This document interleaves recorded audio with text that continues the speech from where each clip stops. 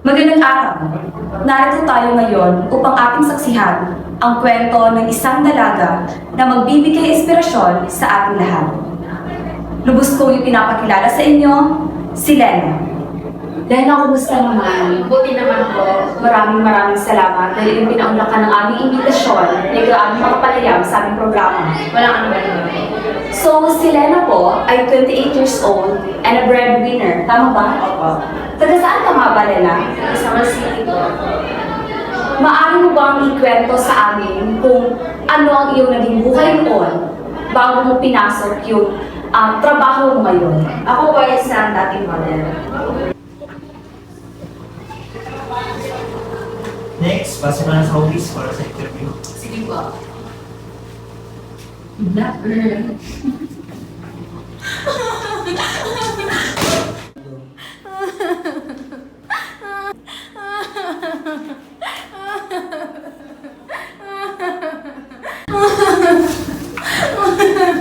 Ano nangyari sa kanya? Hindi ko rin alam. Sige, tulog ko lang.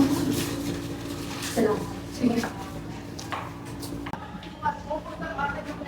Morning po. Good morning. Lena po, ito po application form.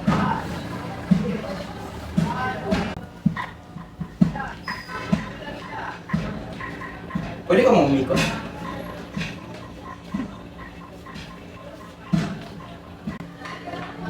Ano pre, okay ba? Pwede.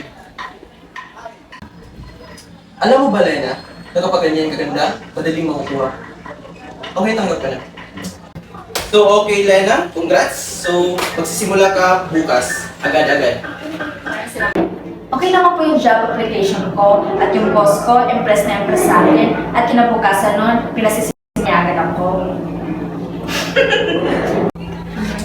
Good morning, Miss Lena. Wow, ganda mo yan ah.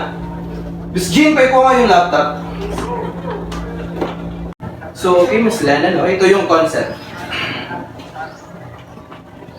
So, ito yung susutin mo. Tapos, okay na, nasuot mo na, no? Okay na, glam team, no? Then, ito yung design. Tapos, dito tayo mag-photoshoot. Ito yung background natin. So, anong Lena? So, okay, glam team. Kayo na bahala kay Lena, ha?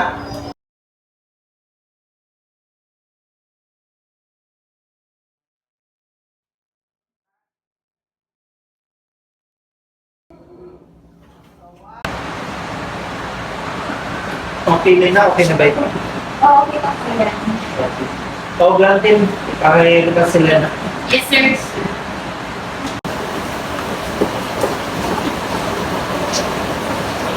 Louie, check pala natin yung photos ni Miss Lena.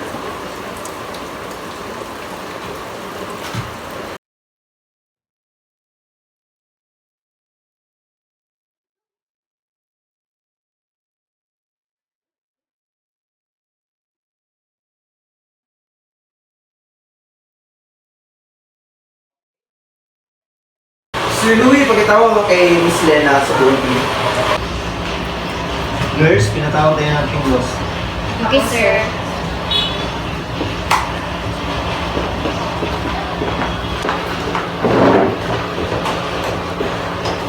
So, okay, Lena.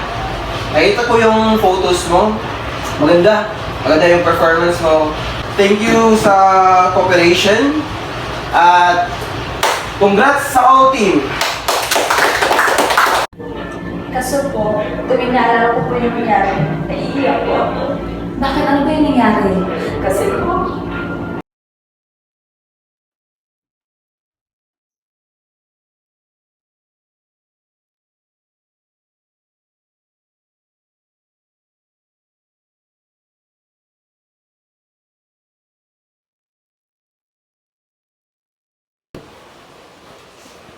Grabe. Sarap ng araw namin yan.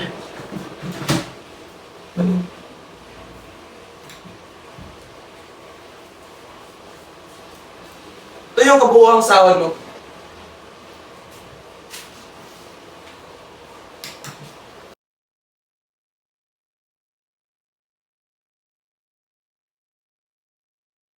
simula po na nangyari yun, nawala po ako sa serio, na-depress po ako.